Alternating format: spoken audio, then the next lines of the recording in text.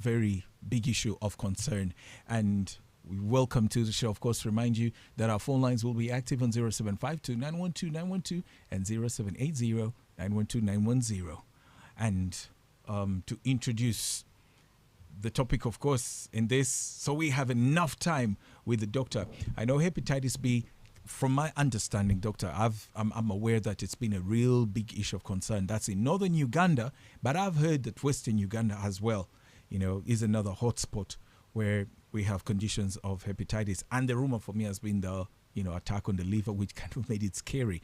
But then the fact that it's also a silent killer. All these clarifications will have you, Dr. Brian, to go ahead and explain these issues, of course, demystify any, myths out there about this particular disease and how it spreads, and of course, talking about prevention and how you can treat as well, maybe even symptoms for us. So, doctor, without further ado, let's get into this, because definitely I will want to know exactly what hepatitis B is and how, of course, it affects the human body, and especially areas that you think would be of interest. I only know the liver. If there's anything else, definitely that's going to be on you to help us understand hepatitis B. And of course, maybe just putting 3 questions to you, and how common hepatitis B is in Uganda, and specifically Western Uganda. And then maybe lastly, you would explain, of course, in this first part of the show, the difference between acute and chronic hepatitis B. And just in case there's anything else you want to add, leave it up to you. So, doctor, you have the flow. You're welcome. Thank you, Mr. Woods. Thank you for having me. Once again, Dr. Brian Besiga from Shore Life Medical Center here in Rubicon, Ambara.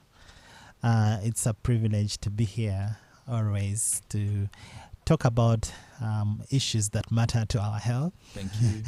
I like that phrase in the advert. But today we are talking about hepatitis B. Yeah. And the reason we are talking about it is because on July 28th, every July 28th, which is Monday of next week, is a World Hepatitis Day. And on these World Health Days, the biggest thing to do is to create awareness of these diseases. These are diseases of public health concern, meaning they affect a lot of people worldwide, and you want to create awareness, so that people are aware of those diseases, what they are, how they can prevent them, and how they can improve their health. So hepatitis B is I think we talk about hepatitis B infection, which would be an infection of the liver. But hepatitis B, there is also hepatitis B virus. Yes. And hepatitis B virus is the one that causes hepatitis B infection. Hepatitis is used synonymously. It means things related to the liver when you're talking about hepatitis. So hepatitis in itself is inflammation of the liver. And inflammation, we talked about it previously. You have swelling, increased fluid into that particular area, and with other signs of inflammation that happen. So there are like different types of different things that can cause hepatitis. Yes. But I think for today we are being specific to talk about the one that is caused by the hepatitis B virus. Yeah.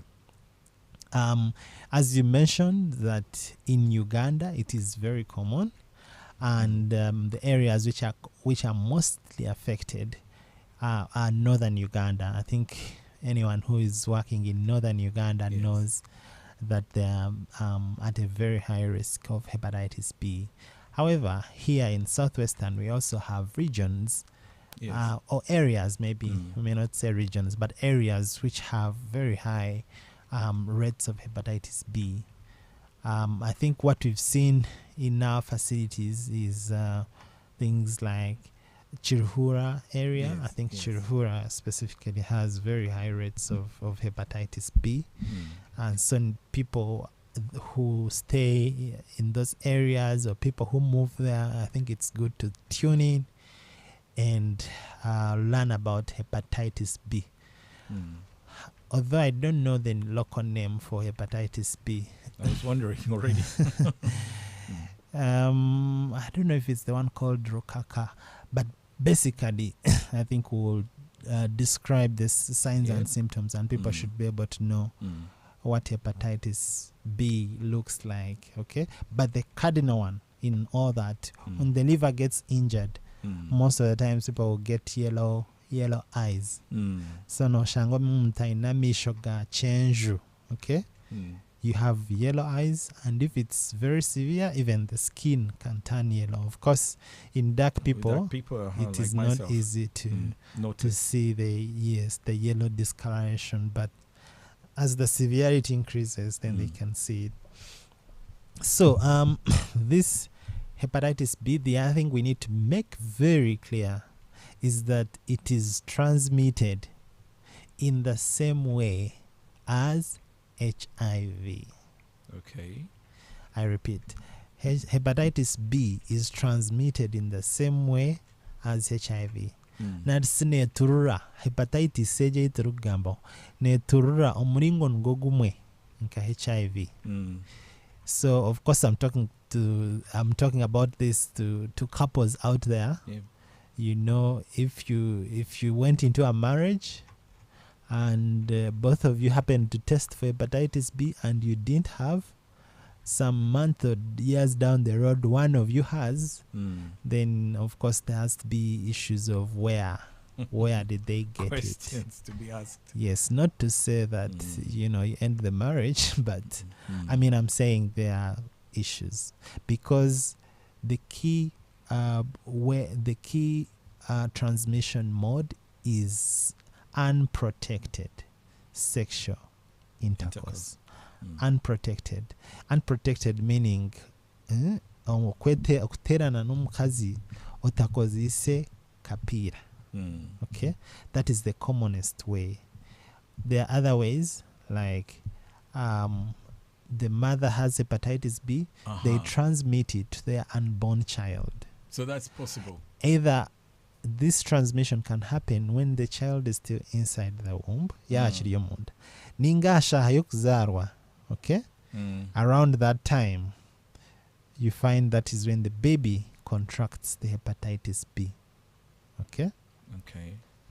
There are other things, as we know, even with HIV, things like sharing needles, sharp instruments,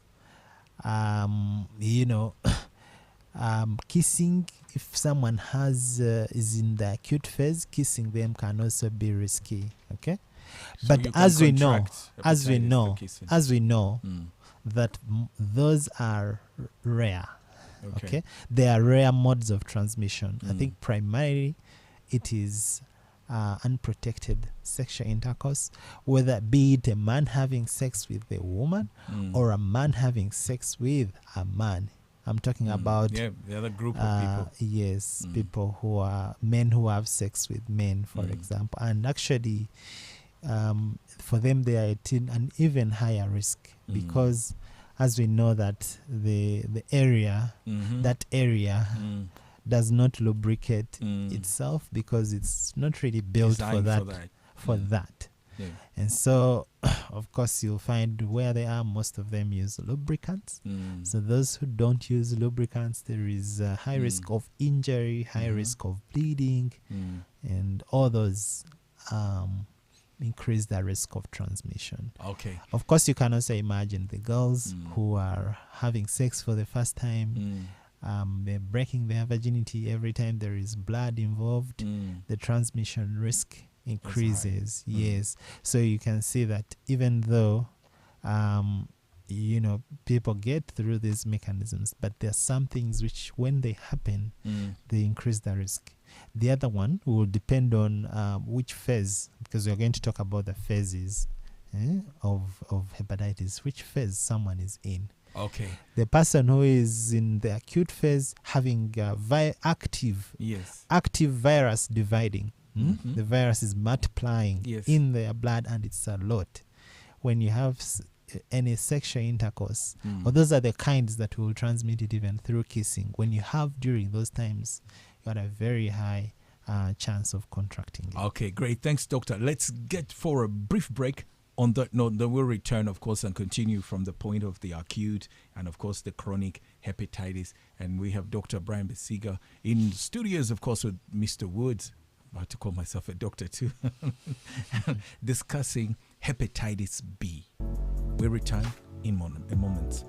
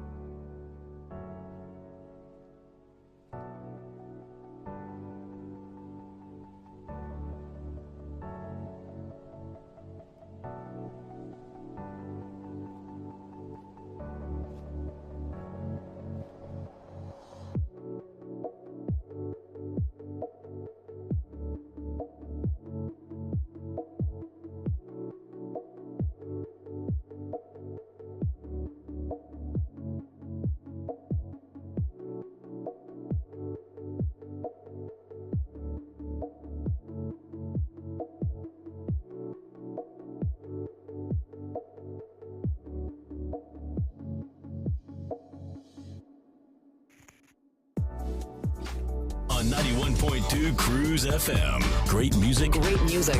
Great friends. Great friends. Very good evening. Welcome to the Crooze. Doctor, if you're just joining us, we're discussing hepatitis B, and I have our expert in studios. That's Dr. Brian Besiga. It was a pleasure to have him in studio as we discuss important matters of health. And, of course, we've discussed a number of issues. Doctors helped explain what hepatitis B is, and, of course, the common risk factors, and then also discussed the acute and chronic, would you call them conditions or situations? Phase. Yes. So phases. So we get back on the time we were going for the break. You were discussing the situations or the phases. You're talking about the acute phase. And on the other hand, I threw in the word chronic. Yes. Yes. So getting to understand from you, as much as I remember you said, hey, it can be transmitted, of course, through kissing, but that's not very common. But you also did make mention the transmission from mother to child. So that I just wanted you to throw a little more light on it. So if one gets it as a child, when does it become acute or chronic? And because I'm just wondering, like you gave the example of HIV/AIDS, people can get it through, it being passed on from the mom to the child. When does it become now serious? When should we be worried? Or, based on your, your expert opinion, when should we take serious concern before it even gets too late? Detecting and, treatment or management. Yeah. Thank you very much. I think we've mentioned, so when you get hepatitis B, it can be acute or chronic. Now, these are used to mean like the period, how long you have the hepatitis B. So from the time you acquire hepatitis B, within 6 months, okay, if you have 6 months from the time you acquire, then we'll say that is acute hepatitis B. Okay. After 6 months, then it has become chronic hepatitis B. Now, when someone contracts hepatitis B, there three things that can happen.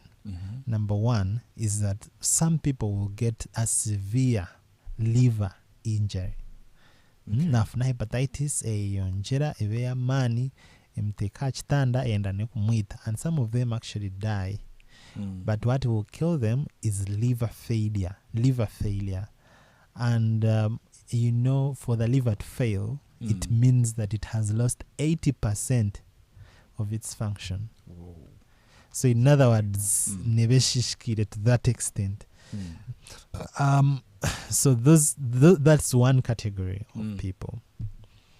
The other category will clear the virus. They get hepatitis B now. You check them over 6 months after, or even a year. They don't have hepatitis B at all. Without treatment? Without treatment. Okay. But body immunity. Yes. In fact, as we'll discuss treatment, you will see abantu abingi abakuba bari mu acute phase, we don't need to treat them with antiviral medication. Okay, the ones whom we require, or the ones who get severe, they're the ones who require antiviral medication, and those ones most of the times proceed to a chronic phase. We'll talk more about that when we discuss treatment. But I've said omuntu akubaine akufuna hepatitis B nobasa kushanga ngu nebasa kubeya mani eshishe kine, and before long it can even lead to death. Abantu abamwe nabasa kugira omubiri gwoye gugiclearing, and then abantu abandi they will have it, they will not clear it, meaning it will proceed to a chronic phase. Who are the people likely to proceed to a chronic phase? People with a weak immunity. That is where the children come in. Infants and children will likely proceed to a chronic phase. Okay, people who are weakened immunity from HIV. If you have dual HIV hepatitis B infection, you're likely to proceed to a chronic phase. But there are also other causes of low immunity, as we had, can be drugs. People who are taking steroids. People take steroids for a number of things. Of course, there are some who take for recreation. That is maybe not very common, but we often give them for, flu and cough and irritation of the throat. Or when to undergoing a surgery, especially like transplants. Okay, people are cancer. They are also, their immunity, most of the cancer drugs are immunosuppressive, or they reduce the immune system. So those categories of people are likely to progress into the chronic phase. So to your question of when a child gets hepatitis B, at what point you should be worried? Now, the worry with hepatitis B comes when you develop symptoms, right? And it depends on the severity of symptoms. Otherwise, you need to be worried a bit, but maybe not too worried, because in the chronic phase, as we'll see, some people have no symptoms at all. They are okay living a normal life. Others might have mild symptoms, as we'll talk about the symptoms. Yes. And doctor, just because you mentioned symptoms, I was waiting to hear that. Okay, when you contracted, maybe, and like you mentioned, that the liver kind of either gets an injury, it expands, inflames, it gets inflamed. Yeah, because I was wondering, okay, will there be a sign that maybe a person will get high fever within the first 6 months or 3 months, whatever? But you responded to that, like those symptoms that we should look out for. And we'll talk more about the symptoms. Yeah. I was going to say that when you meet someone with hepatitis B, it's not easy to tell when they acquired the hepatitis B. When you test me and I'm hepatitis B positive, it is hard to determine when I likely contracted it. Okay. Unless I know that I had a sexual encounter and that's the only one I've had since that time. Maybe I can be able to predict and say that might be around the time. Even then, you're not sure unless you didn't have prior sexual exposures. Okay, so doctor, also so it is hard. However, generally, most people in the chronic phase do not have symptoms, as I said. Okay. So if you come, you came for something else, and maybe we check you for hepatitis B and you have it, most likely it's chronic. Okay. If you come and you have symptoms, which we'll describe, and then I check you, then most likely you have the acute hepatitis B. Okay. However, as we'll see, that even people with chronic hepatitis B can get what we call chronic reactivation of the virus. Reactivation meaning the virus was maybe silent, and now it starts actively replicating and dividing and increasing, and it now causes you symptoms of acute.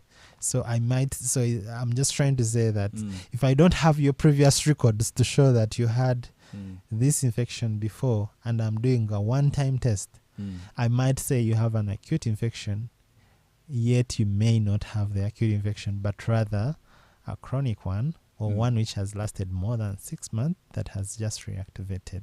Okay, doctor, let me have a quick hour announcer, and then a half-hour announcer, and then we'll return. It's 7:30 p.m. Your local time check, powered by Be safe. Drink processed milk. Love.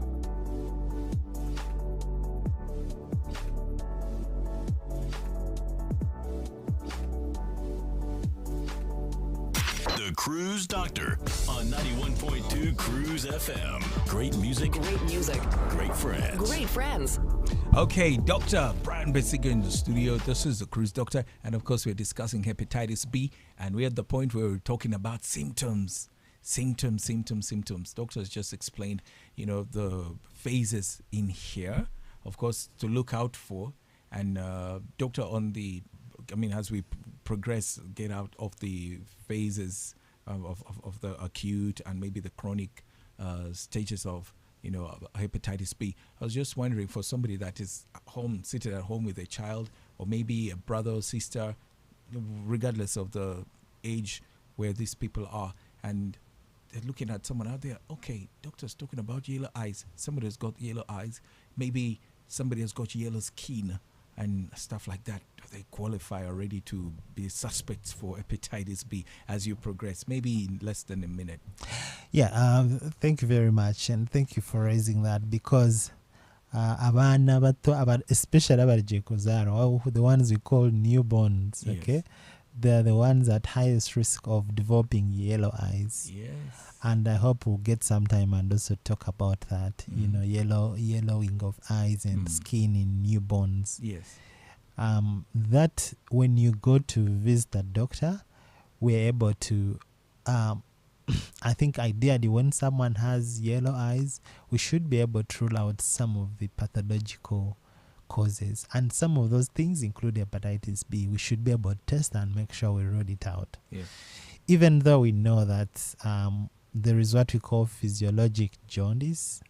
This is jaundice that happens because the baby's blood, the baby's blood is different from our blood. Okay, they have fetal blood, and so when they are born, that blood, their blood gets broken down as they start acquiring the blood of a human, how can I call it? Maybe we call it the mature blood, but this is the blood of someone who doesn't live inside another. They're now being exposed to our environment. Exactly. So as that happens, of course, there is breakdown of their cells, and the breakdown exceeds the rate at which the liver can clear, and so they can get yellow eyes. Okay. And that's the commonest cause. But as I've said, that even though we know a time period during which that tends to happen, I think it's good practice that when someone comes with yellow eyes, check and rule out hepatitis. But do you know how you do that? The first thing is test the mother, okay? You don't test the child. You test the mother. Because if the mother doesn't have, then the child doesn't have. We shouldn't be pricking kids to test them for hepatitis B. Yeah. It should be the mother, okay? Yeah. Anyway, so if you're out there and you have a child who has yellow eyes, please don't be worried because we've talked about hepatitis B. However,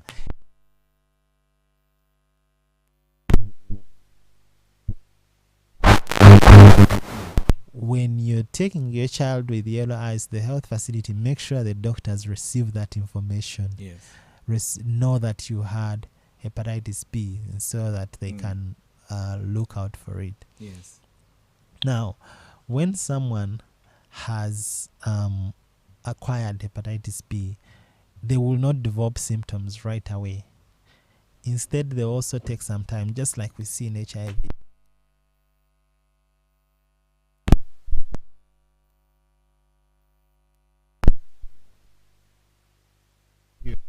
Develop symptoms. Now, those who develop symptoms, as I've said, the symptoms are like malaria, as you know it. You'll have fever. You have joint pains, back pains. Okay, you have poor appetite. You have fatigue, or you feel tired. Yes. You have headache. Okay, and those are what you call flu-like symptoms. Yes. However, in addition to that, what will distinguish it from malaria is that you will have yellow eyes. Okay, so you have yellow eyes, and then you have these other things, most likely hepatitis B. I want to say that hepatitis B, again, is not the only cause of yellow eyes. True. So again, when you have yellow eyes, it's not hepatitis B, but we must check, we must test for hepatitis B and make sure it is not the one. True. Okay.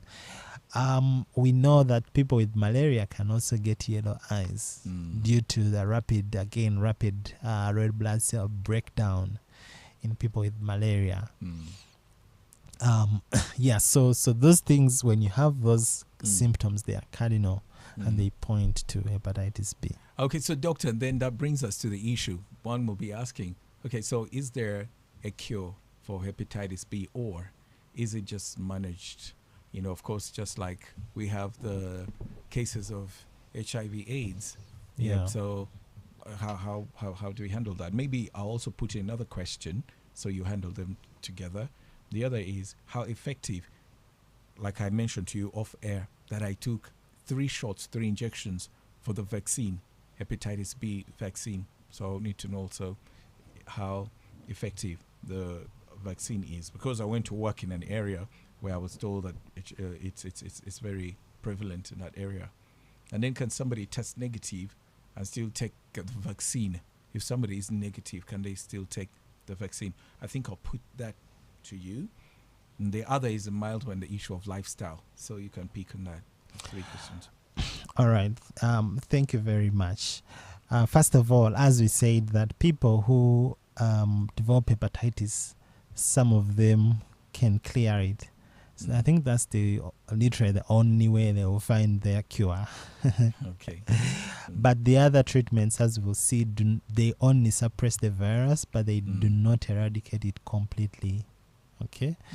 First of all, twagiranga abantu abakwija in the acute phase. Most of those, we need to manage the symptoms. Okay? Keep them hydrated, control the fever, control any pains they might have. Okay, ensure that they are drinking and eating.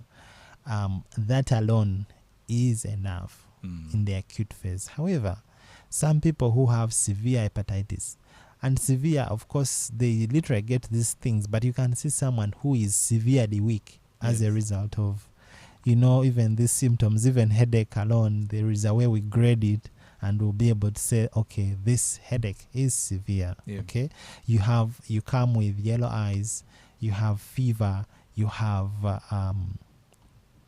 joint pains, fatigue, loss of appetite, and you are even failing to do your routine activities.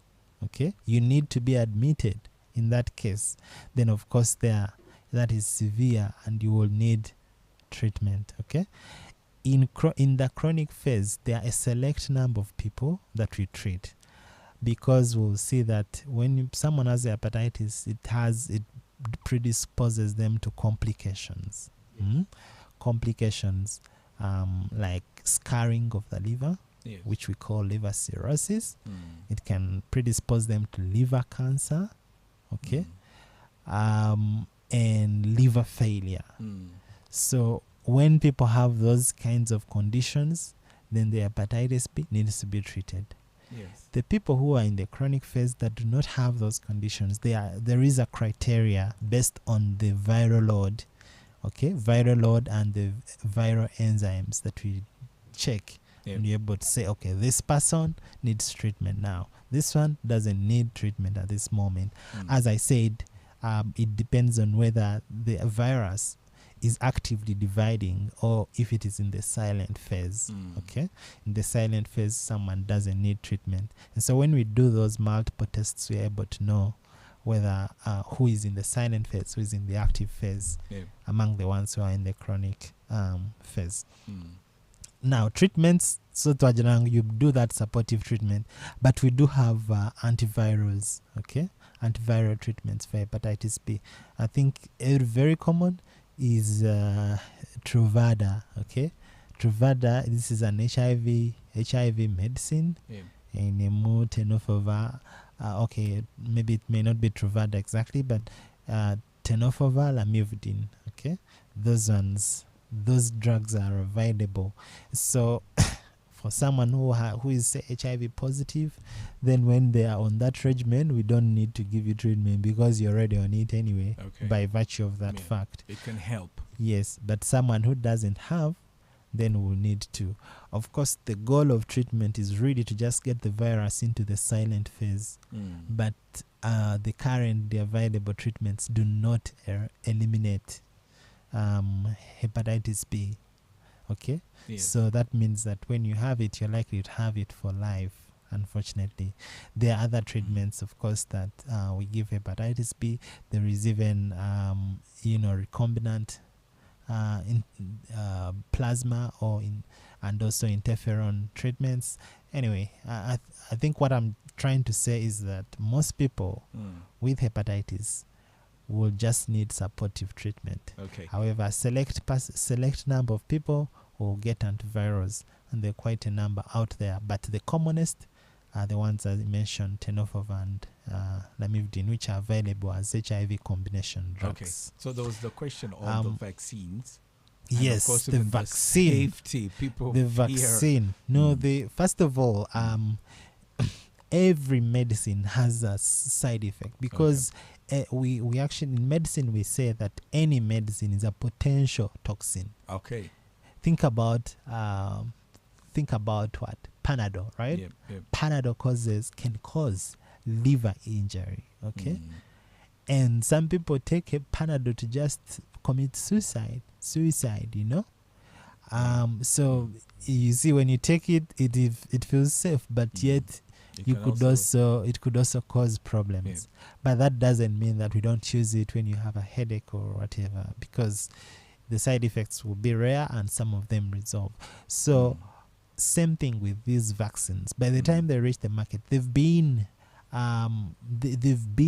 really scrutinized and really rigorously scrutinized by regulatory bodies that will check and say that this vaccine is safe and it is effective. Now, the hepatitis B, I can't quote the numbers, but we know that it is an effective vaccine.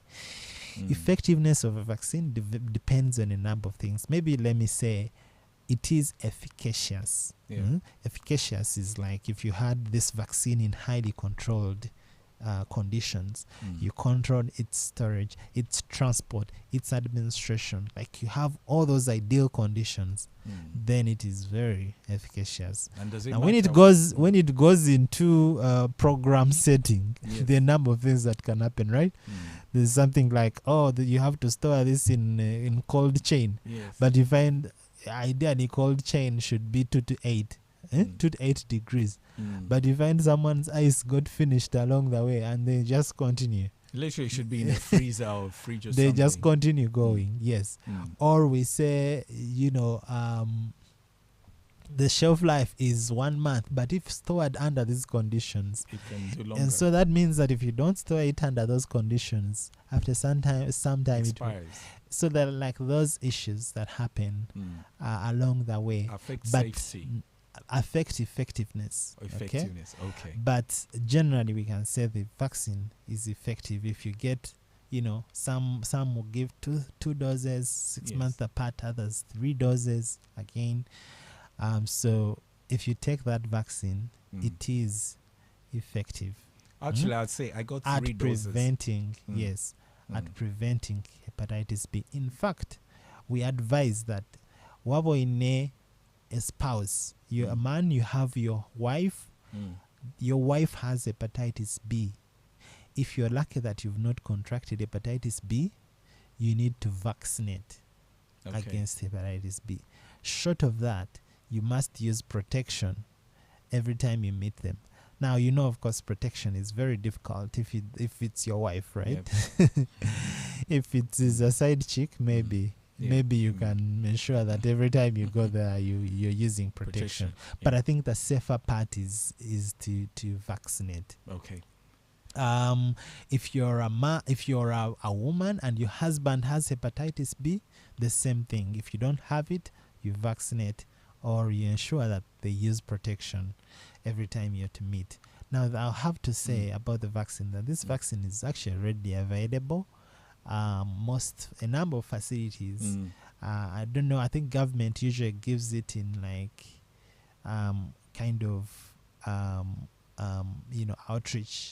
outreaches in form of outreaches or campaigns. Yep. They might have a campaign and they're vaccinating against hepatitis B.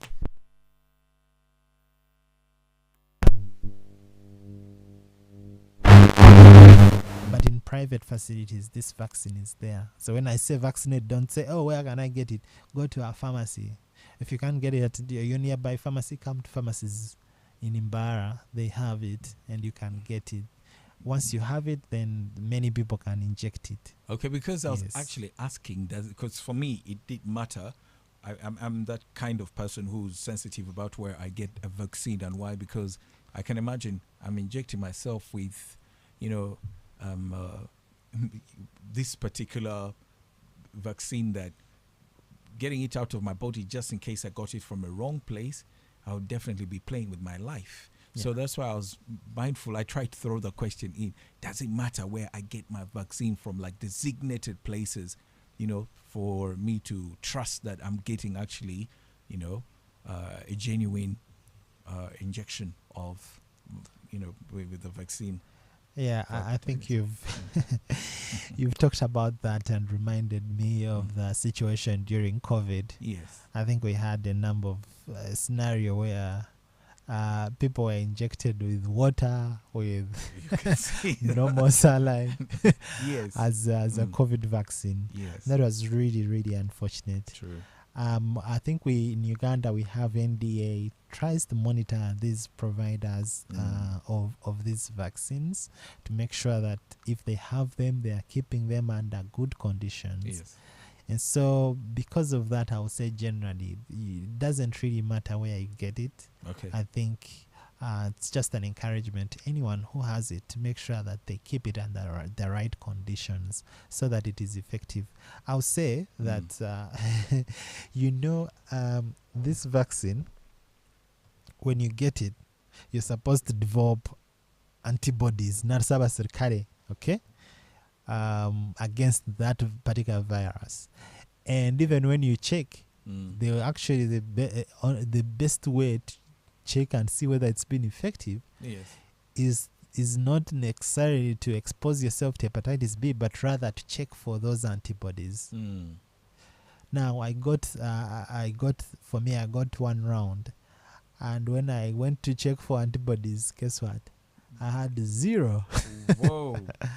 So I had to go through another round. Vaccine. Yes, but it goes back to what I'm saying, that this sometimes it's not the vaccine issue; it is about the handling, handling of the vaccine that is a problem. Yes. Okay.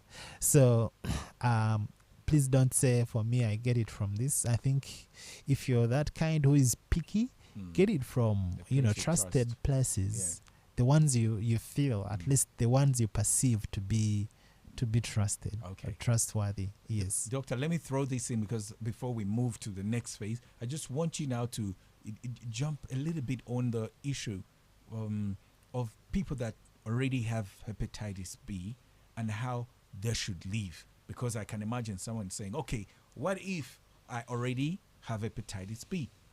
How do I manage my lifestyle? What should and what shouldn't I do? So, doctor, take it away.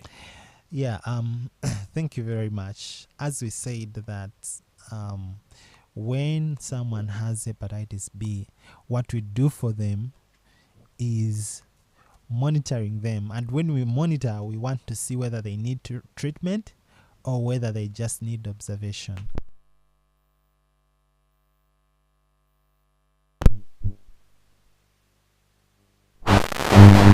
Once a year to check and see whether the virus is now actively dividing or not.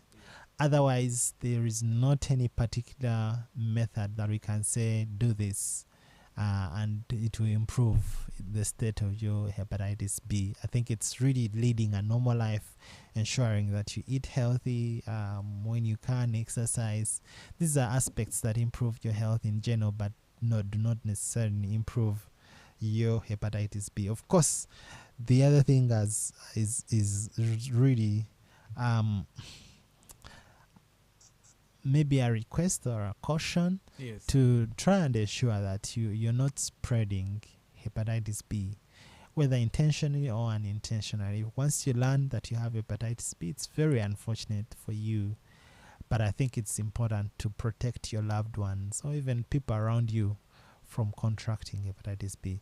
I must say that Nanawa chronic phase, where I said that the virus is largely silent, they actually transmit the virus. So it means that you don't say, oh, you know what, I had symptoms, now I feel okay, and so I cannot transmit it. No. In fact, most people who are responsible for transmitting this virus have the chronic type. Okay. Why? Because in the acute phase, remember what we said, you're likely to have yellow eyes, maybe feverish, maybe fatigued. I don't know as a man whether you can try to many people will not want to have any intimacy with you, right? True. Because they'll see yellow eyes and they get scared. It would take people who have hardened hearts. But mitima jakalova. Yes, true. Those are the ones who say I don't care. Or maybe people are drunk who are, so most of the transmission actually happens within the chronic phase. That time, as I said, the virus might be only slowly dividing, and so people will not have symptoms, may not have symptoms at all. Okay? Or if they do, they just have mild symptoms. Might be some bit of fatigue once in a while, a bit of loss of appetite, okay? But they may not have the yellow eyes, they may not have the fevers. And so that is why during that phase, that is when they transmit it the most. Okay, so doctor, in less than 30 seconds, because I want to get into the phone calls, we have a minute so we get out of here. But, of course, we'll take phone calls. I just want to ask, doctor, quick one. Family members living with parents or relatives who have hepatitis, how do we protect them? That in less than 30 seconds. I don't know what you... Yeah, for family members, it is just making sure that you do not share any sharps with with them. That includes razor blades, and anything really that is sharp, even if it is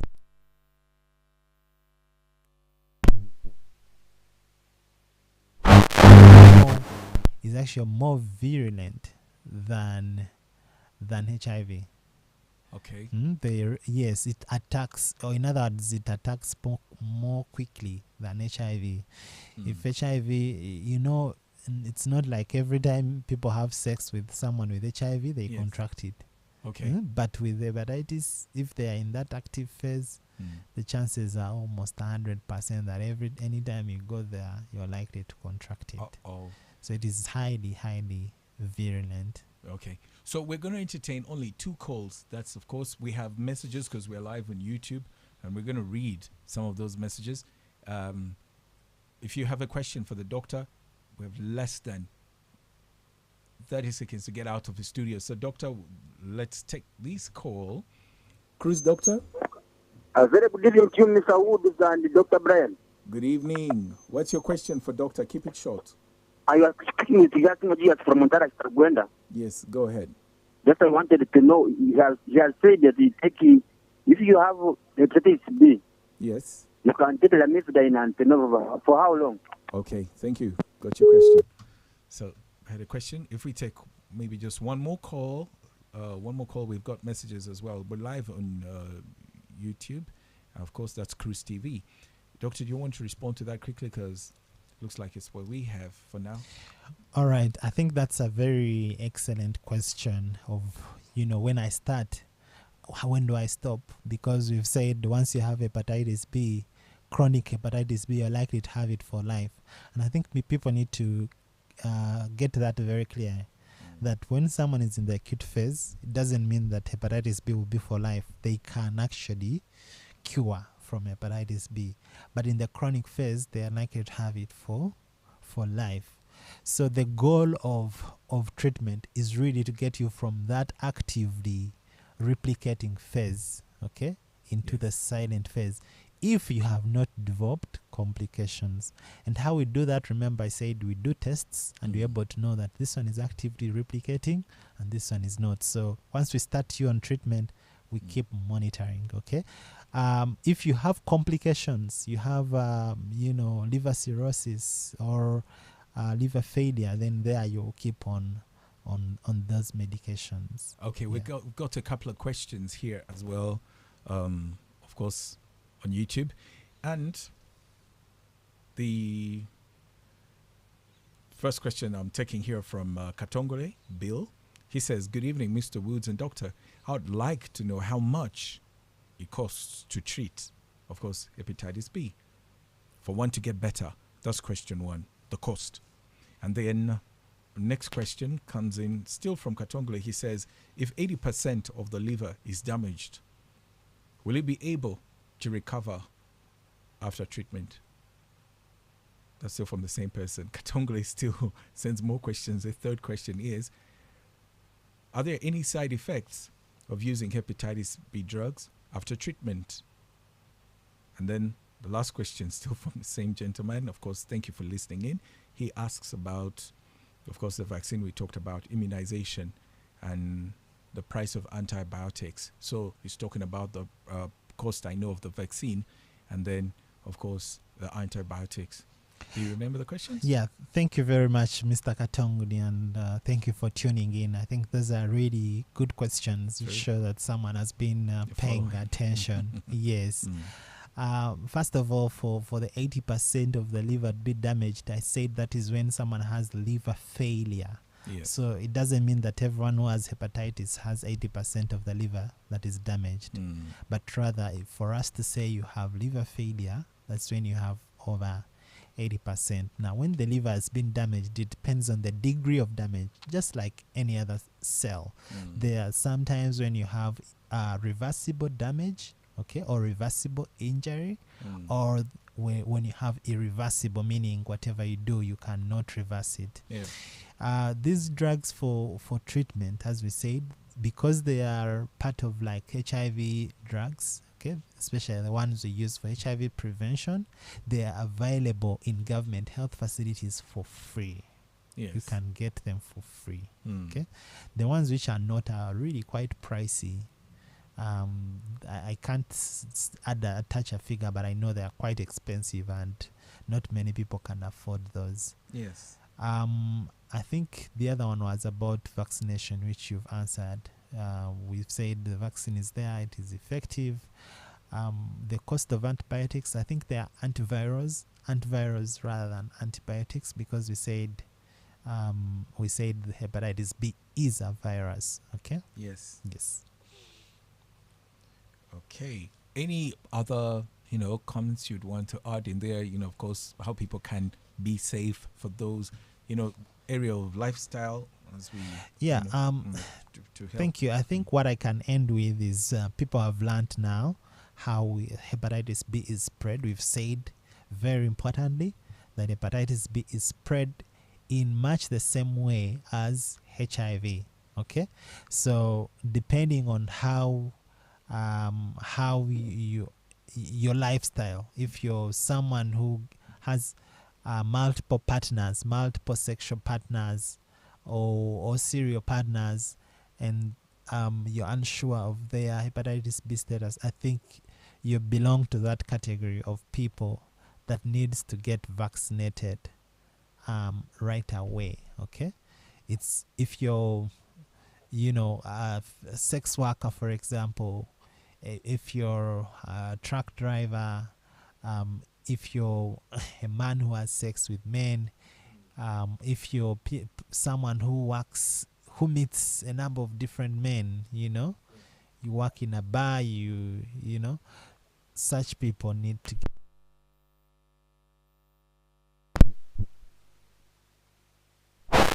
someone with a spouse who has hepatitis B, then you also need to get vaccinated. Well, thank you, Doctor. And I won't ask you to share your number because the number of people who need your help with this, but you've directed them to where they can actually find, the pharmacies and all those other places. Oh, no, thank you, Doctor. Thank you so much for always making time for this particular program and educating us as the expert in the medical, field in this. We're grateful. And we look forward to more programs continuing. Remember, you can catch Crooze FM on Crooze TV. That's on YouTube. And then TikTok as well, Crooze TV as well. And you can also send your comments, continue with the discussion on our socials. That's, of course, Facebook 91.2 Crooze FM. And as well as X at 912 Crooze FM, the verified page on that. And Instagram, that's 91.2 Crooze FM. A very big thank you. And you can also listen to us on the World Wide Web. That's www.cruisefm.com/stream. A very big God bless you. And thank you so much, Doctor. We'll see you next Thursday. And all the best. Thank you very much. Thank you. We've got more programs continuing right here. The Hit Selector and the football, the world of sports, of course, right here. Catch all your favorite information and the football transfer news, as well as the Kafuru Wawino, competitions happening right here on Crooze FM. Go nowhere. Stay right here on Crooze.